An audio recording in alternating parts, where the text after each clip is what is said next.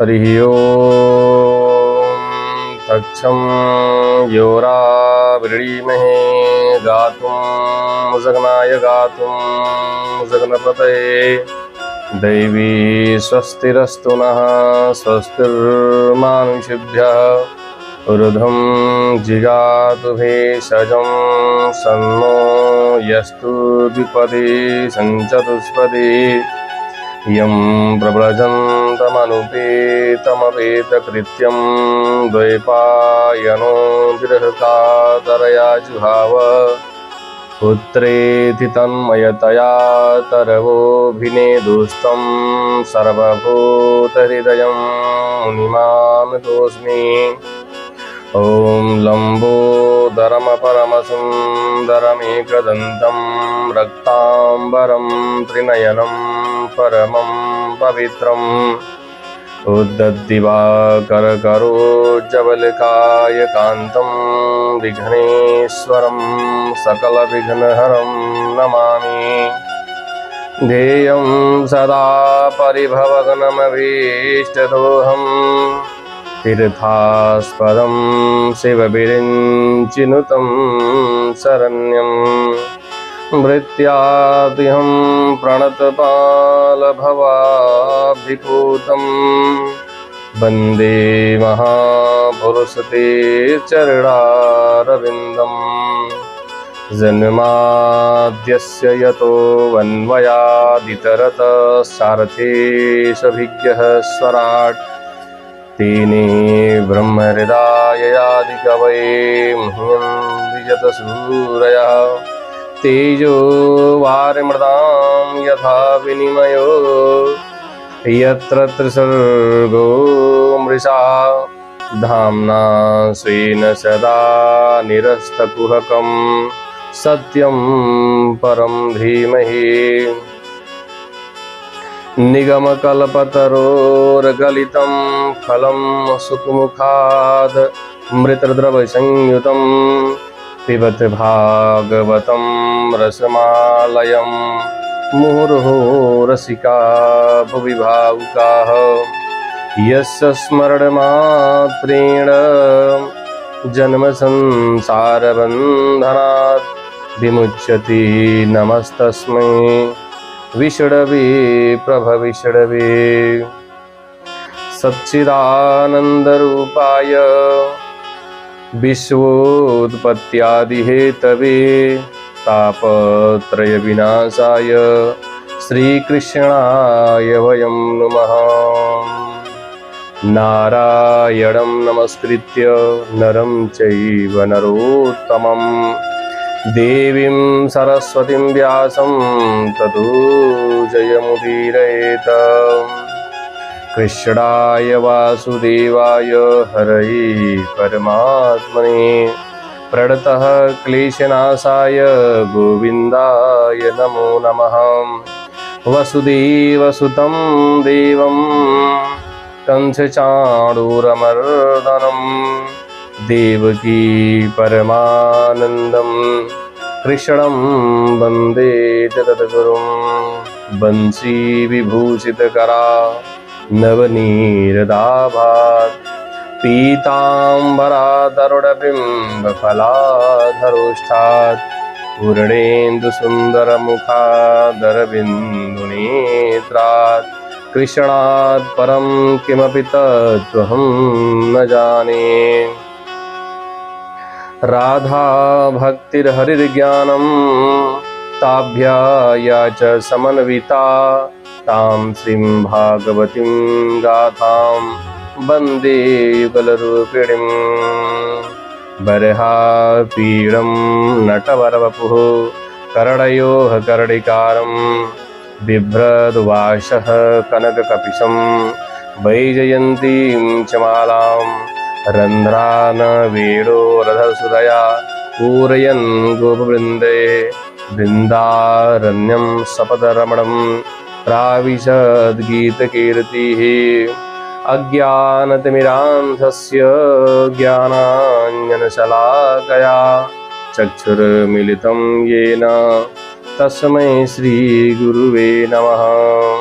व्यासं वसिष्ठनत्तारं शक्तेः पौत्रं कल्मषं पराशरात्मजं वन्दे सुकतातं तपोनिधिं। व्यासाय विष्णुरूपाय व्यासरूपाय विष्णवे नमो वै ब्रह्मनिधये वासिष्ठाय नमो नमः। अचतुर्वदनो ब्रह्मा द्विबाहुरपरो हरिः अभाललोचनः शम्भुर्भगवान् बादरायणः। श्रीलक्ष्मीनाथसमारम्भां नाथयामुनमध्यमाम् अस्मदाचार्यपर्यन्तां वन्दे श्रीगुरुपरम्पराम्। यो नित्यमच्युतपदाम्बुजयुग्मरुग्म व्यामोहतस्तदितराणि तृणाय मेने अस्मद्गुरोर्भगवतोऽस्य दैकसिन्धो रामानुजस्य चरणौ शरणं प्रपद्ये। श्रीमत्कश्यपगोत्रलब्धजनुषं विद्याविभूषोन्नतं सच्छास्त्रार्णवपारगामि विदुषां मान्यं मनोज्ञश्रियं स्वाचार्ये च जगद्गुरो बुधवरे श्रीवासुदेवे रतं वन्दे वन्दे जगद्गुरुं मुनिवरं श्रीराघवार्यं गुरुं। श्रीवत्सवंशकलशोदधिशीतभानुं श्रीनन्दलालजनितं रघुवीरभक्तं श्रीराघवार्यपदपङ्कजसक्तचित्तं श्रीयोगेश्वरं गुरुमहं शरणं प्रपद्ये। देवतनुजनरनागखग प्रीतपितर्गन्धर्व बन्धौ किन्नररजनिचर कृपाकरं यवशर्व। बोले श्री सीतारामचंद्र भगवान की जय, श्री लक्ष्मी नारायण भगवान की जय, श्री गौरी शंकर भगवान की जय, श्री राधा कृष्ण भगवान की जय, श्रीमद्भागवत महापुराण की जय, श्री वेदव्यास जी भगवान की जय, श्री सुखदेव भगवान की जय, सब संतन की जय, सब भक्तन की जय। जय जय श्री राधे श्याम। भगवान की पावन कथा में श्रवण करने से पूर्व अपने मन और वाणी को पवित्र करने के लिए सर्वप्रथम भगवान नाम संकीर्तन। जय राधा माधव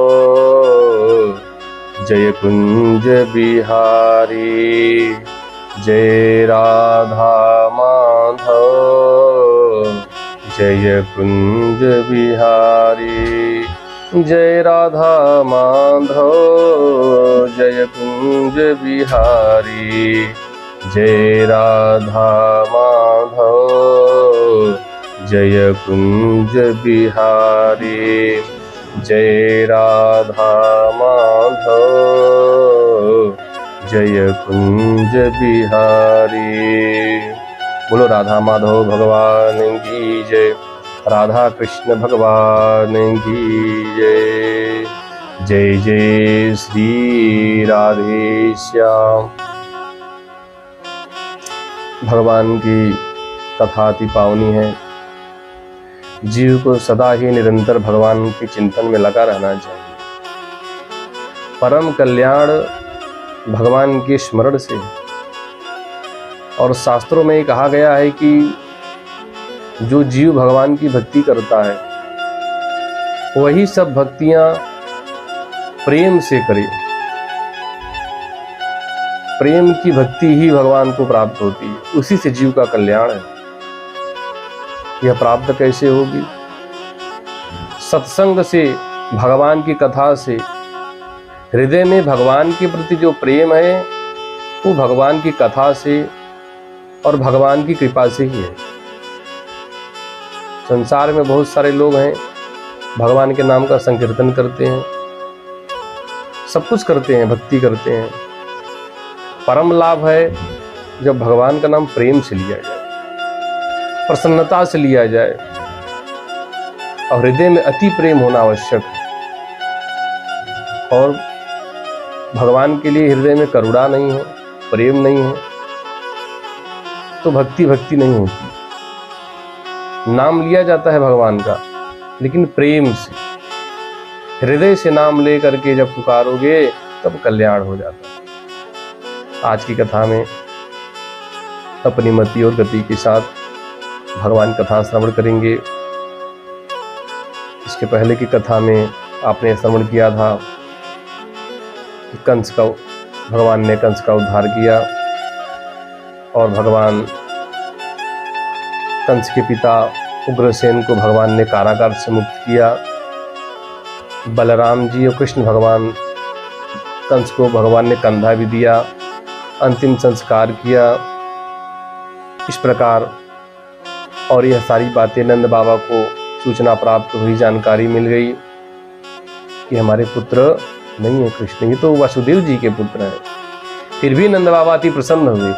नंद बाबा ने कहा, आपने बड़ी कृपा की, 10 वर्ष तक मुझे पुत्र का सुख दिया है आपने। नंद बाबा ऐसी परिस्थिति में, विषम परिस्थिति में पड़ गए। सोचने लगे नंद बाबा कि मैं कृष्ण को छोड़कर जा भी नहीं सकता और कृष्ण को लेकर के भी नहीं जा सकता। ऐसी विषम परिस्थिति में नंद बाबा की इस स्थिति को देख करके भगवान ने कहा, आप अपने मन में कुछ मत सोचना, आप ही मेरे पिता हैं। भले ही ये लोग कहते हैं कि मैं तो वसुदेव जी का पुत्र हूं, लेकिन मैं आपका ही पुत्र हूं। भले ये लोग कहते हैं कि मैं देवकी का पुत्र हूं, लेकिन मेरी मैया तो यशोदा ही है। मुझे नहीं लगता। इस प्रकार भगवान अपने बाबा को भगवान ने समझाया और भगवान ने कहा, आप मथुरा जाओ, मैं मथुरा में हूं और मुझे मथुरा में रह करके कुछ कार्य करने हैं, आप वृंदावन जाओ। नंद बाबा को विदा किया। फिर नंद बाबा वृंदावन में आए। यशोदा मैया ने कहा, आप अकेले आए हो, कृष्ण नहीं आए। सारी बात रो रो करके नंद बाबा ने सुनाया यशोदा मैया को। यशोदा मैया अत्यंत दुखी हो गई, रोने लगी। उसी दिन से यशोदा मैया का हंसना मुस्कुराना सब बंद हो गया। सब भगवान कृष्ण की वजह से था। और जब उन्हें यह ज्ञात हुआ कि हमारे पुत्र नहीं हैं, ये तो वसुदेव जी के पुत्र हैं, अत्यंत दुखी हो गई, उदास रहने लगी यशोदा मैया। और कृष्ण भगवान के खेलने की वस्तुएं, जितनी वस्तुएं यूज इस्तेमाल करते थे, उपयोग करते थे भगवान, उन वस्तुओं को देख करके यशोदा रानी अत्यंत रोने लगती थी। जब जब देखती थी तब तब भगवान की याद आती थी, भगवान का स्मरण होता था, रोने लगती थी। और ब्रज की सारी गोपियां, श्री राधा रानी जो भगवान से अत्यंत प्रेम करती थी, वो सब रोती रहती थी। वृंदावन और मथुरा की दूरी ज्यादा नहीं थी, 12 किलोमीटर की दूरी। चाहे तो जा करके भगवान से मिल सकते थे, चाहे वो नंद बाबा हो, चाहे गोपियां हो, चाहे राधा रानी हो, यशोदा रानी हो। लेकिन सब लोगों ने विचार किया, जब कृष्ण को मथुरा में रह करके उन्हें सुख मिल रहा है तो कोई बात नहीं, भगवान कृष्ण सुख से रहें, हम उनके सुख में बाधक नहीं बनेंगे और हम दुख का अनुभव कर लेंगे। अब भगवान मथुरा में देवकी वसुदेव जी के साथ रहने लगे। यज्ञोपवीत संस्कार हुआ भगवान का, बलराम जी का। और उसके बाद वसुदेव जी कृष्ण भगवान को, बलराम जी को गुरुकुल में पढ़ने के लिए भेज दिया। सांदीपनी मुनि के आश्रम में रह करके भगवान 64 दिनों में समस्त विद्याएं प्राप्त कर ली। भगवान को तो सब पहले से ही, ये तो भगवान लीला कर रहे हैं। जब भगवान पढ़ करके चलने लगे वहां से, तो गुरु माता आ गई।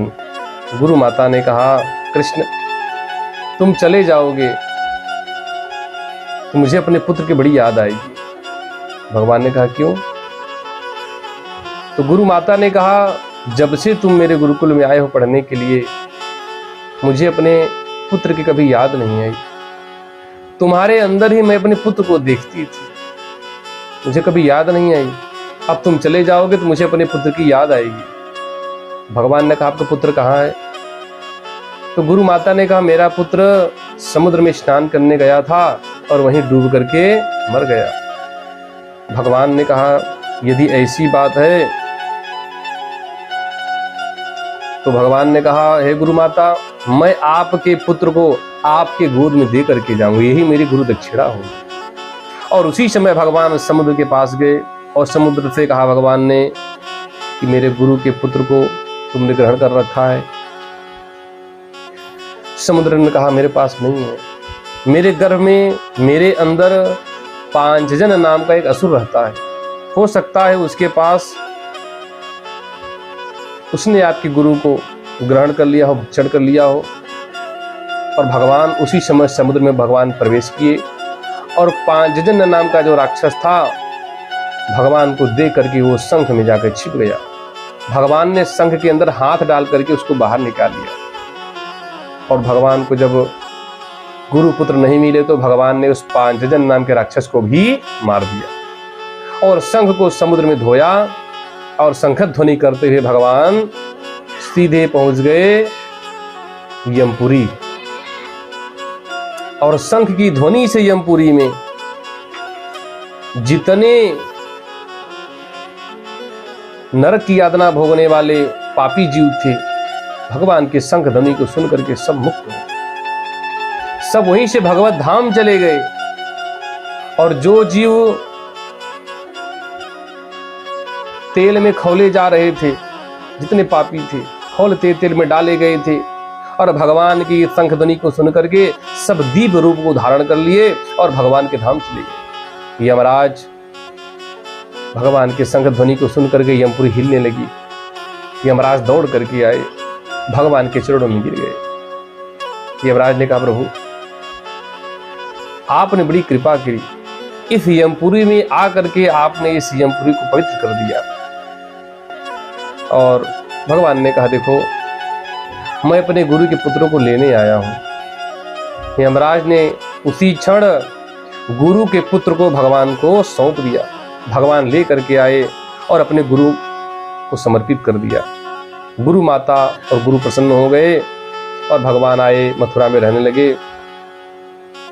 कंस की दो पत्नियां थी, अस्ति और प्राप्ति, दोनों जरासंध की बेटी थी। कंस के मर जाने के बाद ये गई, वहां पे जा करके अपने पिता के घर गई और कहा, कृष्ण ने मुझे विधवा बना दिया। अब तो यह बात सुन करके रो रो करके सारी बात बताई अस्ति और प्राप्ति। जरासंध अत्यंत क्रोधित हो गया और क्रोधित होकर के जरासंध ने अपनी सेना तैयार की और मथुरा पर आक्रमण कर दिया। जरासंध की संपूर्ण सेना को भगवान ने पराजित कर दिया, मार दिया और जरासंध को भगवान ने छोड़ दिया। जरासंध फिर मथुरा पर आक्रमण करने की तैयारी करने लगा। तब भगवान ने विचार किया कि अभी तक जितने हमने युद्ध किए, जिन लोगों को मैंने मारा, उन सब को मारने के लिए किसी अस्त्र का प्रयोग नहीं किया। जितने अघासुर, बकासुर, त्रिडावर, शकटासुर, पूतना, जितनी राक्षसियों को भगवान ने वध किया, किसी अस्त्र का प्रयोग नहीं किया। यहां तक कि कंस को भी भगवान ने मारा तो बिना अस्त्र के ही मारा, अपने हाथों का प्रयोग भगवान ने किया। लेकिन भगवान ने विचार किया कि अब युद्ध होना है, इसलिए अब इस युद्ध को संपूर्ण तरीके से और ढंग से करना चाहिए। कृष्ण बलराम अपने स्वरूप का भगवान ने स्मरण किया। उसी समय अपने स्वरूप का स्मरण करने से आकाश से दो रथ नीचे आ गए। जो भगवान कृष्ण का रथ है उसका नाम गरुड़ ध्वज है, गरुड़ ध्वज। और जो बलराम जी का रथ आया उसका नाम तालत ध्वज। गरुड़ ध्वज में भगवान के सारे अस्त्र शस्त्र विद्यमान थे, शंख, चक्र, गदा, पद्म और धनुष, खड्ग सब विद्यमान थे। और जो तालत ध्वज है बलराम जी का, रथ, हल मूसल अनेक प्रकार के शस्त्रों से सुसज्जित रथ दिव्य रूप में प्रकट हो गया। दोनों पर भगवान सवार हो गए, एक पे भगवान सवार हो गए और दूसरे पे बलराम जी सवार हो गए। फिर भगवान ने युद्ध किया और फिर भगवान ने सारे जरासंध के सभी सैनिकों को भगवान ने मार दिया और जरासंध को भगवान ने छोड़ दिया। इस प्रकार से 17 बार भगवान ने जरासंध को हराया और जरासंध को छोड़ दिया। सबको मार देते थे और जरासंध को भगवान छोड़ देते थे। उसी समय म्लेच्छराज काल्यवन ने भी भगवान शुद्ध करने के लिए मथुरा पर आक्रमण किया। आक्रमण करने की तैयारी करने लगा। नारद जी ने जाकर के उसको भी भड़का दिया। एक दिशा से काल्यवन ने आक्रमण किया और दूसरी दिशा से जरासंध। भगवान ने बलराम जी से कहा, ये दोनों तरफ से शत्रु आ रहे हैं, इसमें कोई नीति का उपयोग करना होगा। भगवान ने कहा, एक काम करते हैं, शरण भूमि से छोड़ करके भाग जाते हैं। बलराम जी ने कहा, भैया बड़ी बदनामी हो जाएगी, और तो और हम छोड़ करके भाग जाएंगे, हमारी सारी प्रजा मारी जाएगी। भगवान ने कहा, क्या करना चाहिए? उसी समय भगवान ने अपने संकल्प शक्ति से, अपने योग माया से भगवान ने क्या किया? द्वारिका पुरी बसाई भगवान ने समुद्र में। 12 योजन लंबी चौड़ी द्वारिकापुरी का निर्माण भगवान ने अपने संकल्प शक्ति से कर दिया, स्वर्णमयी द्वारिकापुरी। और उसके बाद भगवान ने क्या किया? रातों रात अपनी समस्त सेनाओं प्रजाओं को भगवान ने अपने संकल्प से सबको मथुरा से सब अंतर ध्यान हो गए और सब कहां पहुंच गए? द्वारिकापुरी में। 20-25 सेना को भगवान लेकर के रुके और बाकी सब वहां सोए मथुरा में। और आंख खुल रही है तो देख रहे हैं समुद्र की लहरें की आवाज आ रही है। अरे ये तो हम द्वारिकापुरी में आ गए। सुंदर स्वर्णमयी द्वारिकापुरी देख करके सब आनंदित हो गए, अति प्रसन्न हो गए। सब लोगों ने कहा, कुछ नहीं, कृष्ण का चमत्कार है। और सारी प्रजा को द्वारिका में भगवान ने स्थापित कर दिया और भगवान वहीं 20-25 सेनाओं को लेकर के भगवान रुके रहे। जरासंध ने भगवान का पीछा किया और भगवान वहां से भाग करके आगे जा करके एक पर्वत पर चढ़ गए। जरासंध ने पर्वत पर आग लगा दिया और जरासंध ने सोचा ये कृष्ण बलराम इसी में जल करके मर गए होंगे। वहां से भगवान निकल करके आगे बढ़े और जब भगवान वहां से लौट करके निकले तब काल्यवन ने भगवान का पीछा कर लिया। और काल्यवन ने जब भगवान का पीछा कर लिया तो भगवान वहां से भागे, जा करके गुफा में प्रवेश कर गए। और गुफा में गए तो गुफा के अंदर रघुवंश के राजा महाराज मुचकुंद शयन कर रहे थे। मानधाता के पुत्र राजा मुचकुंद हैं और भगवान ने अपनी पीतांबर उन्हीं के ऊपर डाल दिया और भगवान गुफा में अंदर छिप गए। और जैसे ही जरासंध राजा काल्यवन पहुंचा वहां पर और काल्यवन ने क्या देखा? सोचा कृष्ण ही है, पीतांबर। और पीतांबर हटाते ही मुचकुंद महाराज शयन कर रहे थे, उनकी निद्रा भंग हो गई। मुचकुंद की दृष्टि पड़ते ही काल्यवन वहीं भस्म हो गया। फिर भगवान गुफा से निकल करके आए, भगवान ने मुचकुंद को दर्शन दिया और मुचकुंद जी वहीं से भगवत धाम चले गए। वहां से भगवान सीधा द्वारिकापुरी में आ गए और द्वारिका में भगवान बड़े आनंद से रहने लगे। सर्वप्रथम बलराम जी का विवाह हुआ, क्योंकि बलराम जी बड़े हैं, रोहिणी पुत्र बलराम जी बड़े हैं। सर्वप्रथम उनका विवाह हुआ। उस समय आनर्द देश के राजा महाराज रैवत जी अपनी बेटी के लिए वर ढूंढ रहे थे और बहुत दिनों तक रैवत जी महाराज ने अपनी बेटी के लिए वर ढूंढा, लेकिन कोई वर उन्हें मिला नहीं। तो रैवत जी सीधा यहाँ से ब्रह्मलोक चले गए। ब्रह्मलोक में जाकर के रैवत जी ने ब्रह्मा जी से कहा, आपने हमारी बेटी के लिए कौन सा दूल्हा बनाया, कौन सा वर बनाया?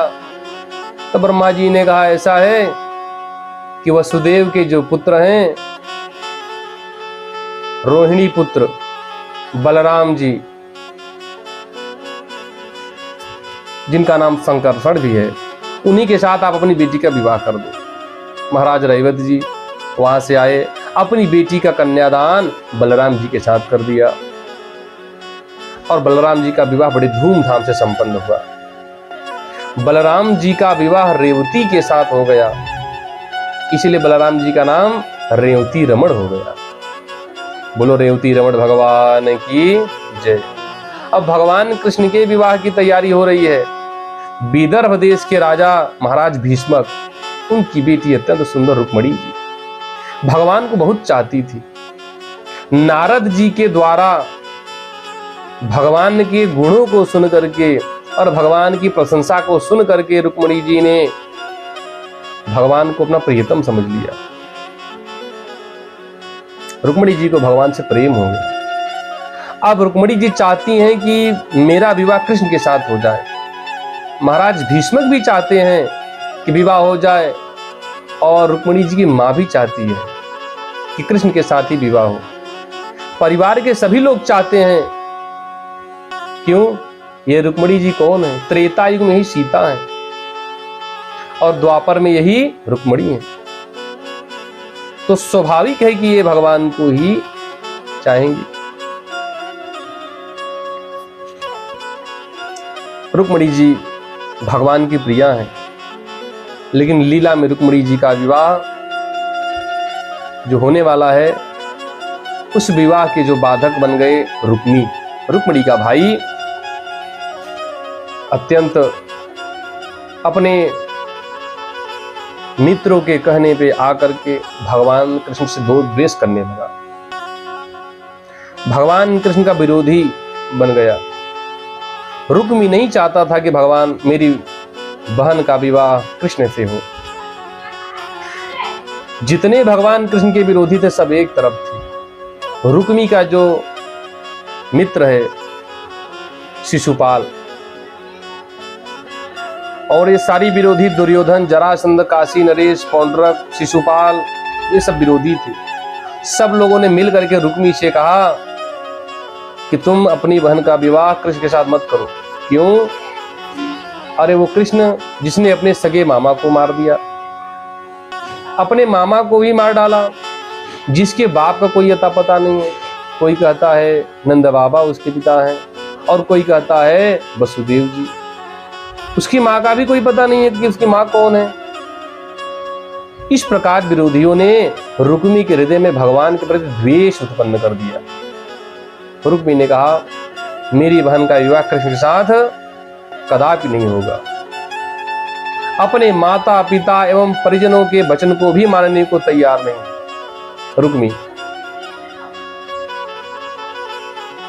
रुक्मी ने अपने बहन की शादी, रुक्मणी का विवाह शिशुपाल के साथ तय कर दिया, अपने मित्र से कर दी, और शिशुपाल से कहा कि तुम बारात की तैयारी करो, मैं अपनी बहन का विवाह तुम्हारे साथ ही करूंगा। शिशुपाल बारात सजा करके चल पड़ा। बारात आ गई। यह सूचना जब रुक्मणी जी को पता चला, रुक्मणी जी ने अत्यंत दुखी हो गई। रुक्मणी जी को जब पता चला कि मेरा विवाह मेरे भाई ने शिशुपाल से कर दिया, करने का प्रस्ताव रख दिया है, और शिशुपाल बारात लेकर के आ रहा है, उसी समय रुक्मणी जी अत्यंत उदास हो गई और एक पत्र लिख करके एक ब्राह्मण के द्वारा भेज दिया, जाओ द्वारिकाधीश को यह पत्र दे दो।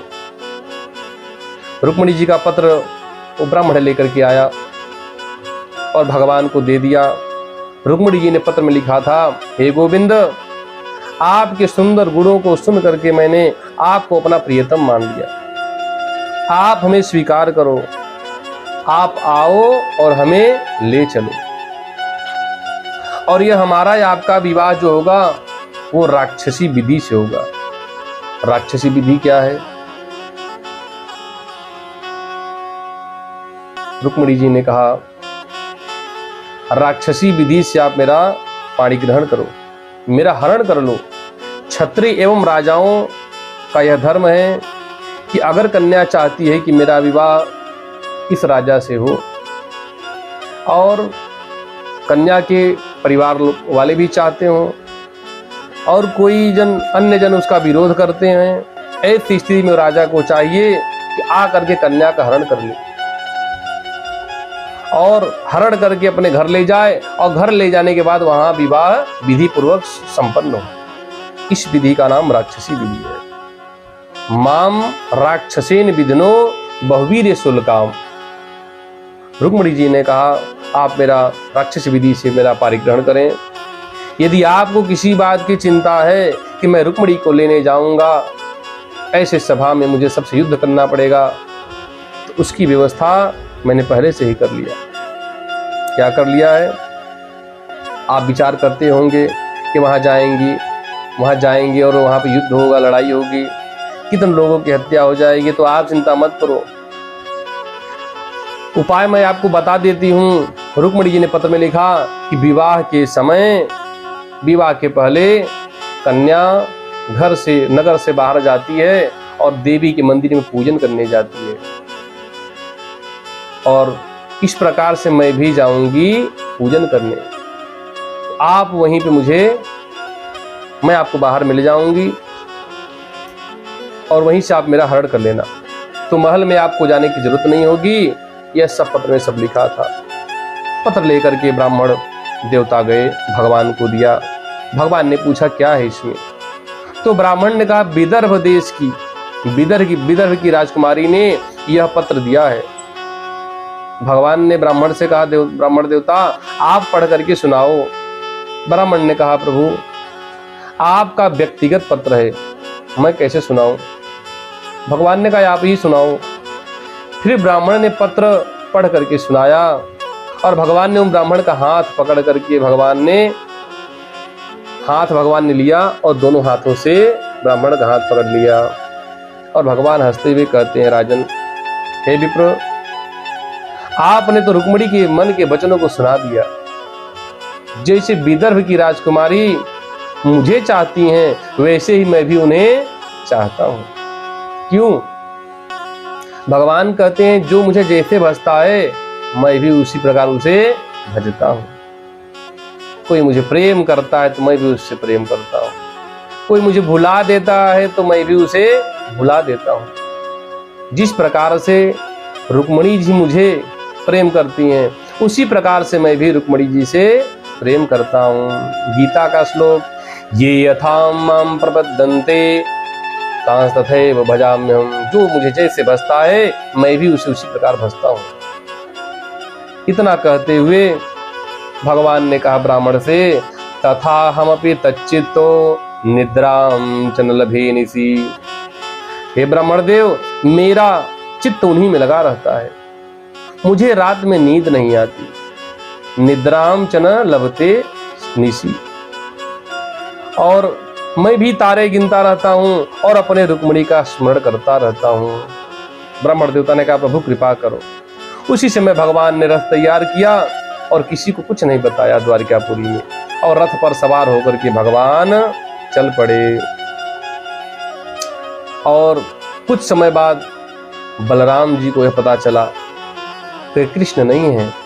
बलराम जी आकर के देखते हैं, रथ भी नहीं है। और बलराम जी जान गए कि कभी कृष्ण अकेले जाते नहीं हैं, आज अकेले गए हैं, क्या बात है। विचार करने लगे और उसी समय भगवान बलराम जी शेषावतार हैं और शेषावतार बलराम जी ने अपनी आंखें बंद की, स्मरण किया, सब जान गए। ध्यान लगाया, सब कुछ जान गए। कन्हैया तो ब्याह करने जा रहा है, इसलिए किसी को बताया नहीं। लेकिन वहां तो लड़ाई हो सकती है, सारे विरोधी एकत्रित हो गए वहां पे। ऐसा विचार कर रहे थे बलराम जी, और बलराम जी ने उसी समय अपना शंख बजाया और बलराम जी की चतुरंगिनी सेना तैयार हो गई, खड़ी हो गई।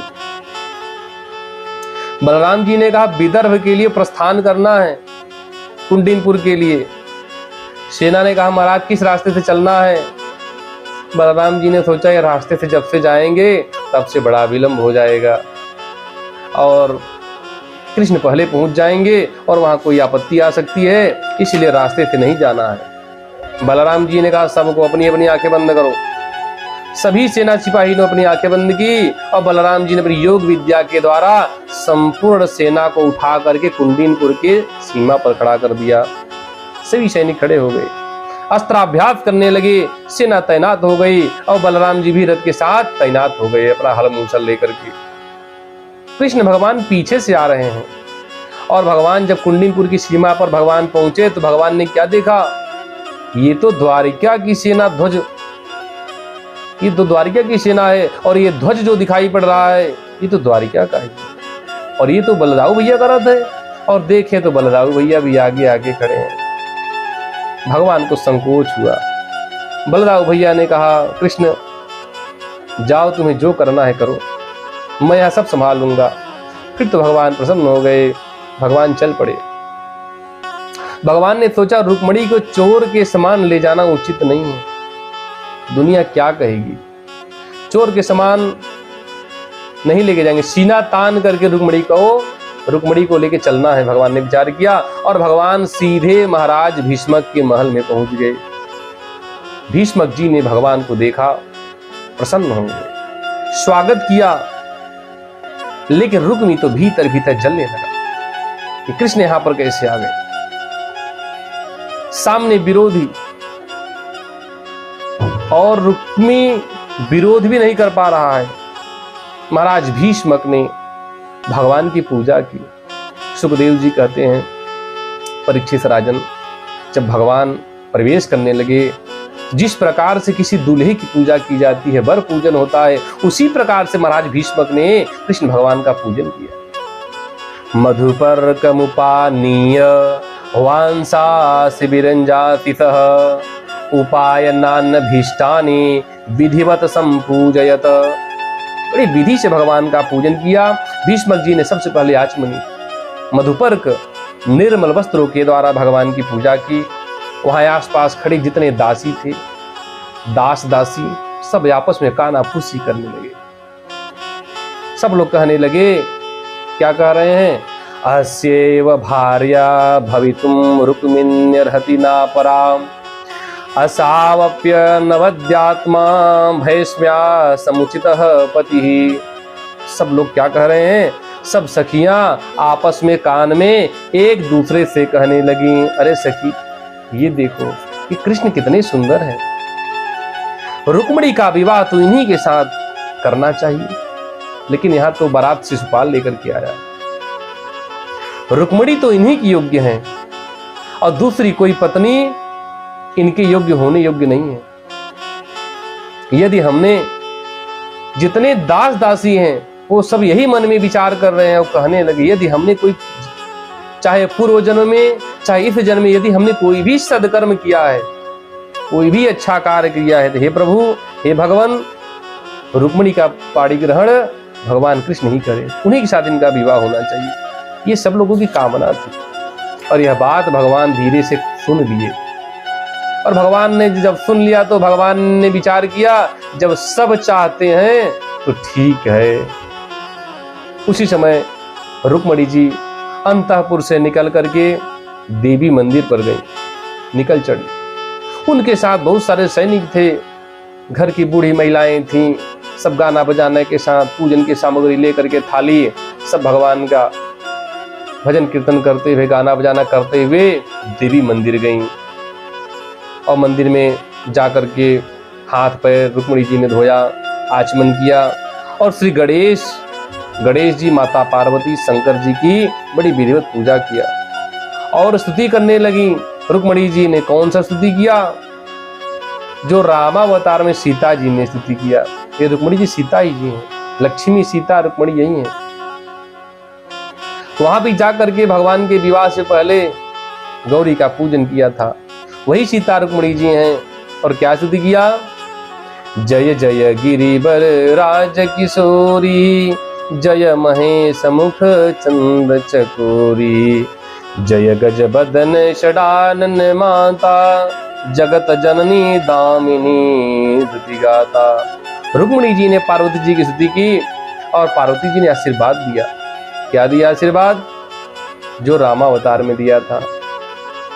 पार्वती जी ने कहा, मनु जाहि राचौ मिलिहि सोबरो, सहज सुंदर सावरो, करुणा निधान सुजान शीलो, स्नेह जानत रावरो, माता पार्वती जी ने रुक्मिणी जी को आशीर्वाद दिया कि तुम्हें जैसा वर चाहिए वो वर आपको मिले। रुक्मिणी जी पूजा करके मंदिर से बाहर आने लगी और रुक्मिणी जी के नेत्र भगवान को खोजने लगे, कृष्ण कहाँ है।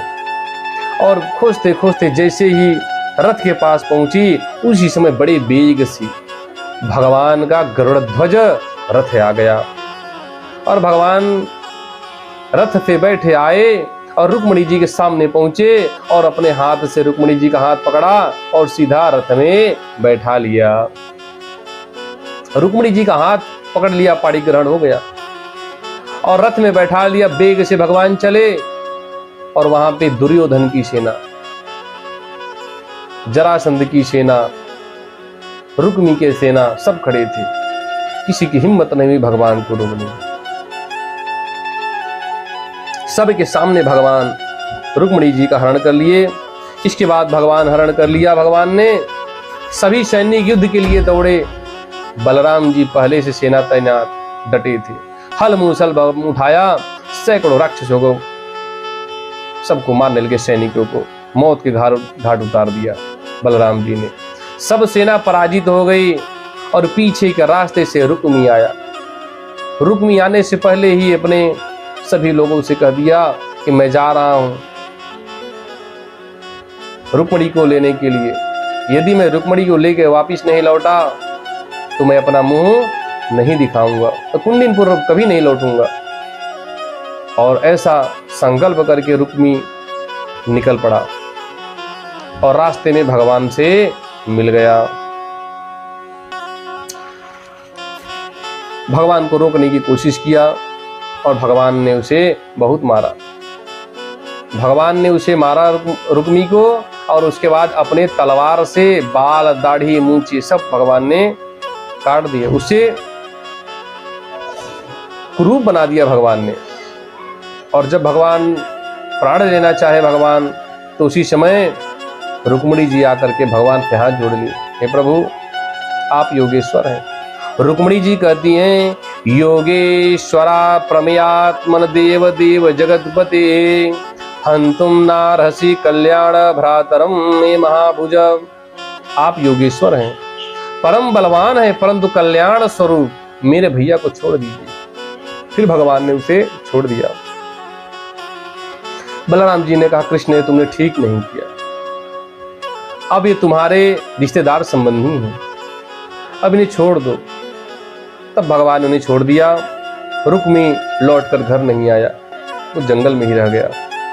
शिशुपाल बहुत दुखी हो गया। शिशुपाल बारात लेकर के आया, रोने लगा, दुखी हो गया और कहने लगा मैं तो लुट गया।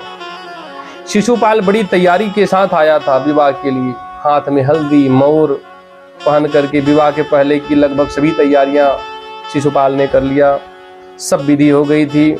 शिशुपाल रोने लगा और कहने लगा मुझे तो कृष्ण ने पराजित कर दिया, अब तो मैं मर जाऊंगा। जरासंध ने समझाया, दुर्योधन ने समझाया। जरासंध ने कहा चुप हो जाओ। शिशुपाल ने कहा देखो मेरी पत्नी को कृष्ण ने उठा लिया, हरण कर लिया, मैं तो हार गया, मैं तो लुट गया। जरासंध ने कहा अभी तुम्हारी पत्नी कैसे हो गई, अभी तो तुम्हारा विवाह ही नहीं हुआ। और कृष्ण ने तुम्हें पराजित तो एक ही बार किया, लेकिन जरासंध ने कहा मुझे तो 17 बार पराजित कर दिया कृष्ण ने, लेकिन देखो मैं तुम्हारे साथ खड़ा हूं। लेकिन शिशुपाल रोए जा रहा था। यह सब लीला भगवान ने क्यों किया?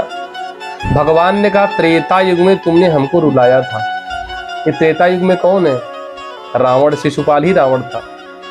भगवान ने कहा त्रेता युग में तुमने मुझे खूब रुलाया था, मेरी पत्नी सीता का हरण तुमने कर लिया था, तो इस बार द्वापर युग में तो तुम्हारी होने वाली पत्नी का मैंने हरण कर लिया, अब तुम रो। हिसाब पूरा हो गया। ये शिशुपाल कौन है? इनको सनकादिकों ने जय विजय थे, इनको सनकादिकों ने श्राप दे दिया था इसलिए गोस्वामी तुलसीदास जी लिखते हैं, मुकुत न भय हते भगवाना, तीन जन्म द्विज बचन प्रवाना, एक बार तिनके हित लागी, अधर्यो शरीर भगत अनुरागी। 3 जन्म का श्राप जय विजय को सनकादिकों ने दिया था। पहले जन्म में हिरण्याक्ष और हिरण्यकश्यपु हुए, दूसरे जन्म में रावण और कुंभकर्ण, और तीसरे जन्म में शिशुपाल और दंत वक्र। उस समय शिशुपाल खूब रोया। भगवान और रुक्मिणी को लेकर के द्वारिका चले आए और भगवान के विवाह की तैयारियां होने लगी। द्वारकायां भुदराजन महामोदः पुरोगसाम, रुक्मिण्या रमयोपेतम दृष्ट्वा कृष्णं प्रियपतिम। भगवती लक्ष्मी जी को रुक्मिणी के रूप में साक्षात लक्ष्मीपति भगवान श्री कृष्ण के साथ देख करके द्वारिकावासी अत्यंत प्रसन्न हो गए, आनंद का अनुभव करने लगे। और द्वारिकापुरी को दुल्हन की तरह सजाया गया, ढोल नगारे सहनाई खूब सुंदर सज गया और विवाह के मंडप का निर्माण हुआ। सखियों ने रुक्मिणी जी को दुल्हन के वेश में सजाया, हाथों में मेहंदी लगाया, श्रृंगार किया। सखाओं ने भगवान कृष्ण को दुल्हा वेश में सजाया। बाजा बारातियों के साथ कृष्ण की बारात निकली द्वारिका की गलियों में। भगवान घोड़े पर बैठ करके दुल्हा बन गए, निकल पड़े। द्वारिका के लोग सभी यह दृश्य देख करके परम आनंद का अनुभव करने लगे और खूब धूमधाम से भगवान का विवाह संपन्न हुआ। और सब गाने बजाने के साथ मुरली वाले की आई है बारात, दुल्हा बने गिरधारी, अत्यंत आनंद का अनुभव करने लगे। और द्वारिका में बड़े आनंद से विवाह महोत्सव हुआ। भगवान आनंद से रहने लगे। इसके बाद भगवान को 16,107 विवाह और हुए, सब मिलाकर के 16,108 अभी भगवान के पहला विवाह। और फिर भगवान को पुत्र रत्न की प्राप्ति हुई। प्रद्युम्न जो भगवान के पुत्र हैं वो कौन है? प्रद्युम्न। ये प्रद्युम्न कौन है? तो इनकी छोटी सी कथा सुनाता हूं मैं आपको। तारकासुर वज्रांग नामक दैत्य का पुत्र और असुरों का अधिपति था। देवताओं से जीतने के लिए उसने घोर तपस्या की। महादेव ने उसे वरदान दे दिया। भगवान शंकर ने क्या वरदान दिया कि जाओ तुम असुरों के राजा होगे, तथा शिव पुत्र के अतिरिक्त कोई तुम्हें मार नहीं सकता। ये भगवान शंकर ने वरदान दे दिया। गोस्वामी तुलसीदास जी लिखते हैं, तारकु यसुर भयं ते ही काला, भुज प्रताप बल तेज विशाला, ते ही सब लोक लोकपति जीते, भय देव सुख संपत्ति रीते, अजर यमर सो जीति न जाई, हारे सुर करी विविध लड़ाई। सभी देवताओं और लोकपालों को जीत लिया। वही अजर अमर था। सभी देवतागण भयभीत होकर के ब्रह्मा जी के पास गए और ब्रह्मा जी ने समझाया कि शिव जी के वीर्य से उत्पन्न जो पुत्र होगा उसी के द्वारा इसकी मृत्यु होगी। लेकिन सती जी ने तो दक्ष के यज्ञ में देह का त्याग कर दिया। उन्होंने अब हिमाचल के घर जाकर के जन्म लिया है। सती जी, सती जो तजी दक्ष मख देहा, जन्मी जाय हिमाचल गेहा, ते ही तप की न शंभुपति लागी, और शिव समाधि बैठे सब त्यागी। ब्रह्मा जी ने कहा शिव जी को पति बनाने के लिए वो सती जी जो हिमाचल के यहाँ आई हैं, पार्वती जी हैं, पर्वत की बेटी पार्वती, वो शिव जी को पति के लिए तप कर रही हैं। इधर शिव जी सब कुछ छोड़ करके समाधि में बैठे हैं। तुम लोग जाकर के कामदेव को शिव जी के पास भेजो और उनकी समाधि जब भंग हो जाएगी, कामदेव समाधि भंग कर देंगे, तब हम सब जाकर के भगवान शंकर के चरणों में विनती करेंगे। उन्हें विवाह के लिए हम राजी करेंगे और उसके बाद हम भगवान शंकर का और पार्वती जी का विवाह करा देंगे और फिर जब उनको संतान की प्राप्ति होगी तो उसी से इस राक्षस का वध हो जाएगा। सब देवताओं ने कहा बहुत अच्छी योजना है। सभी देवताओं ने कामदेव का ध्यान किया और कामदेव उपस्थित हो गए। देवताओं ने कामदेव को अपनी सारी बातें बताई, विपत्ति बताई। कामदेव ने कहा शिव भगवान से विरोध ठीक नहीं है, मैं आपका यह कार्य अवश्य करूंगा। क्यों? वेद शास्त्र दूसरे के उपकार को ही परम धर्म कहते हैं।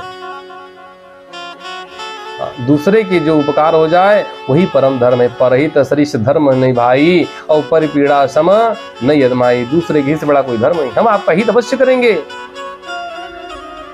और तो और कामदेव जी ने कहा दूसरे के हित के लिए शरीर का त्याग करता है जो संत सदा उसकी बड़ाई करते हैं।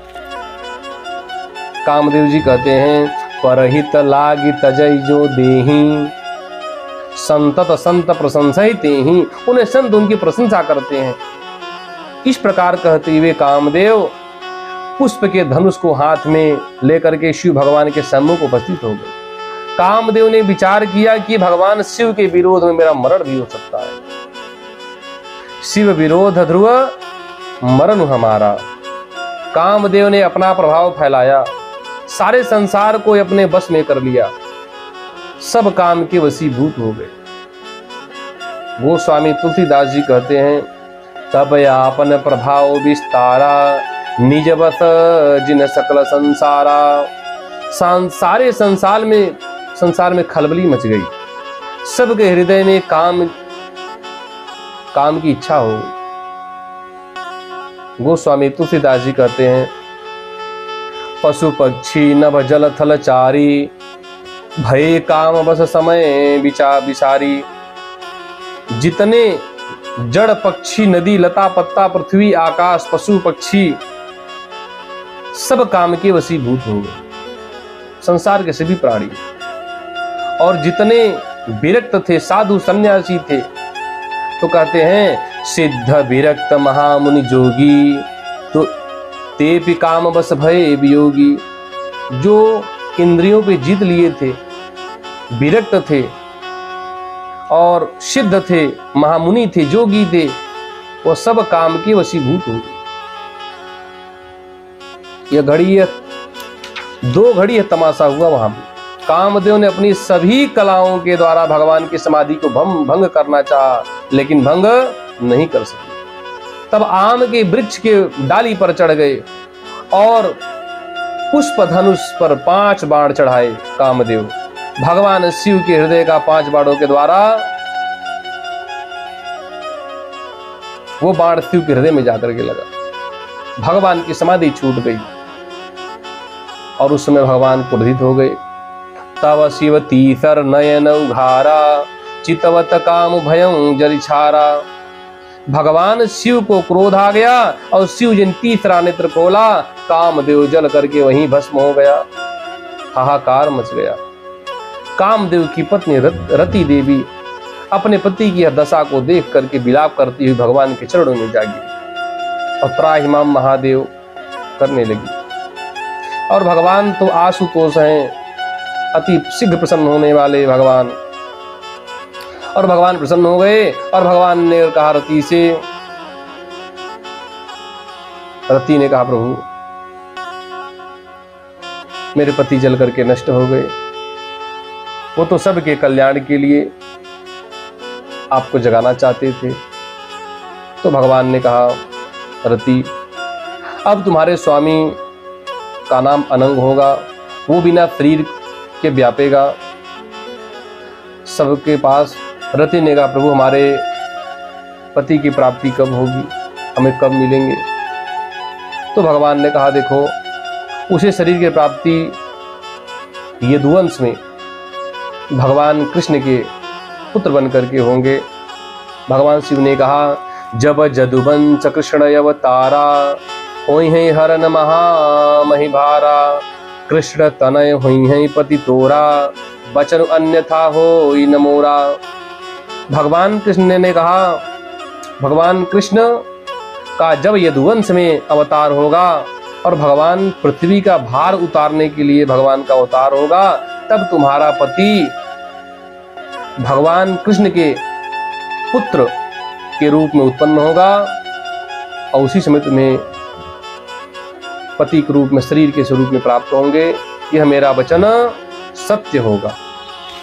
ये वही प्रद्युम्न जी हैं, भगवान के पुत्र बनकर के प्रकट हो गए।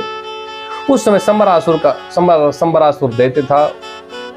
संबरासुर को वरदान था कि भगवान कृष्ण के पुत्र के द्वारा ही उसकी मृत्यु होगी। संबरासुर प्रतीक्षा कर रहा था कि इनके पुत्र हो तो मैं उसे नष्ट कर दूं। बड़ा मायावी था संबरासुर। रुक्मिणी जी ने जब सुंदर पुत्र को जन्म दिया तो उसी समय संबरासुर मायावी रूप आ गया और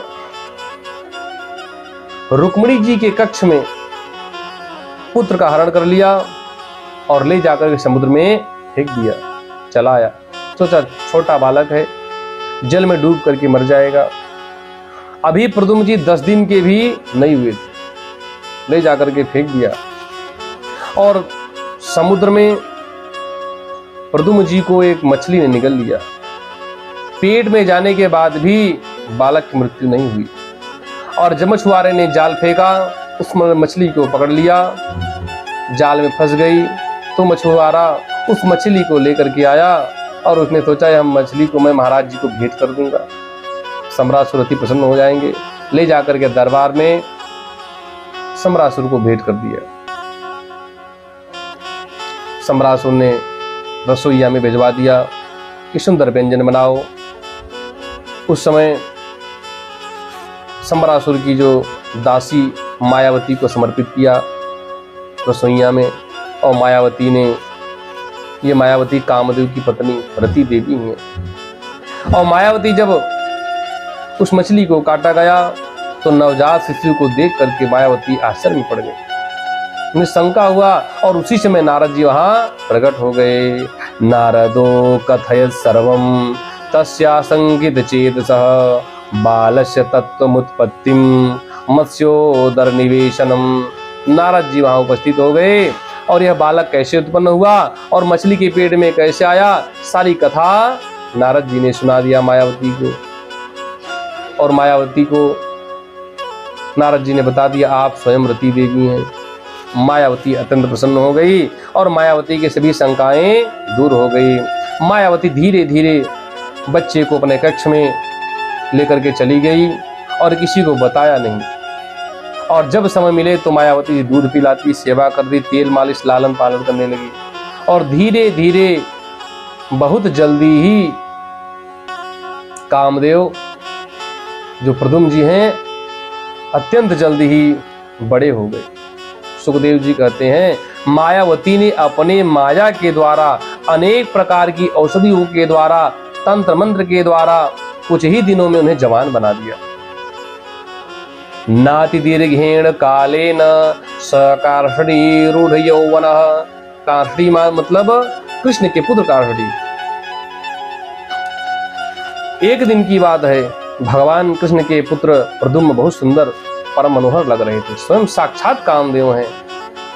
और मायावती ने प्रद्युम्न जी के सामने अपने हाव भाव को प्रस्तुत किया। उनके हाव भाव को देख करके प्रद्युम्न जी को अच्छा नहीं लगा।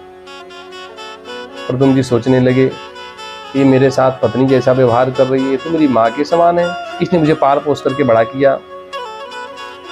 ऐसा विचार करने लगे तो प्रद्युम्न जी ने कहा मातृभाव मतिक्रम्य वर्तसे कामिनी यथा।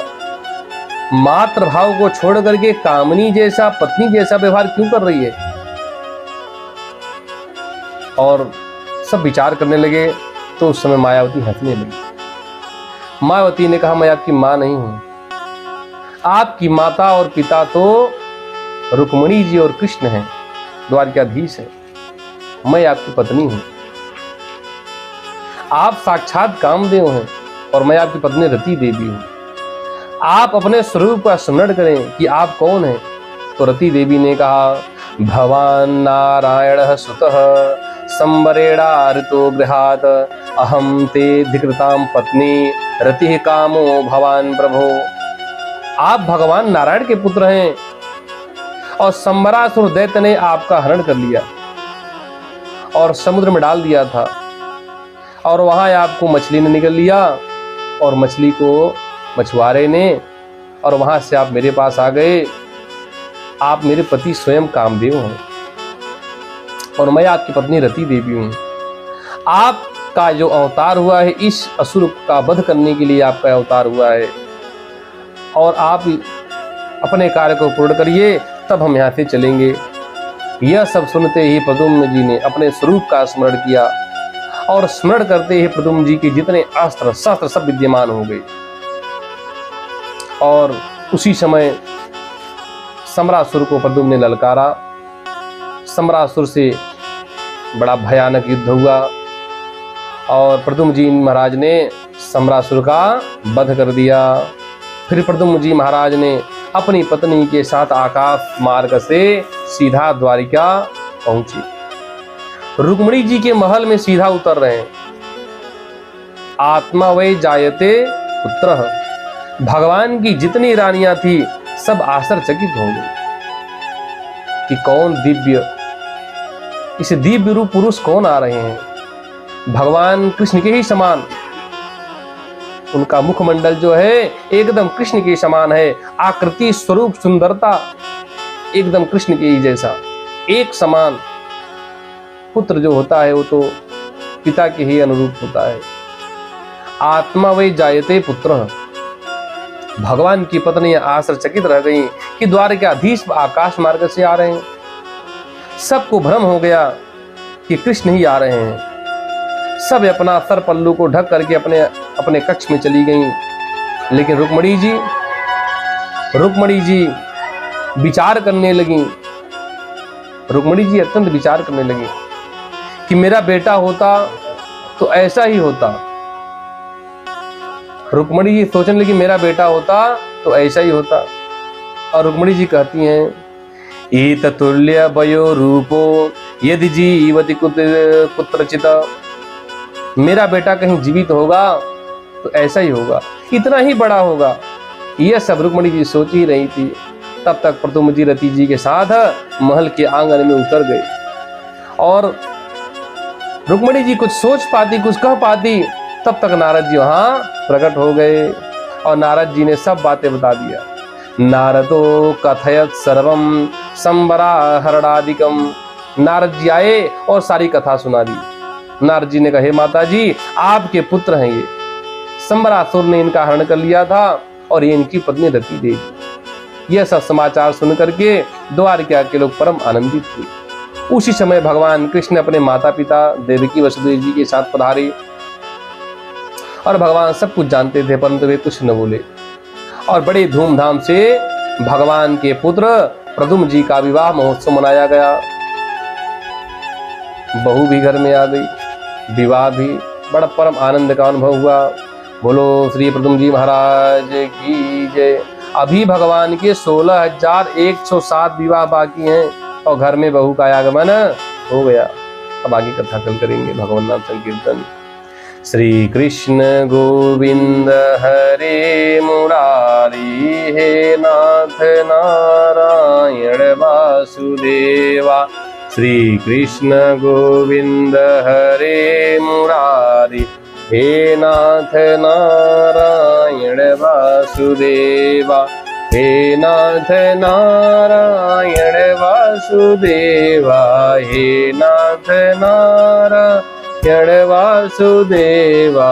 श्री कृष्ण गोविंद हरे मुरारी, हे नाथ नारायण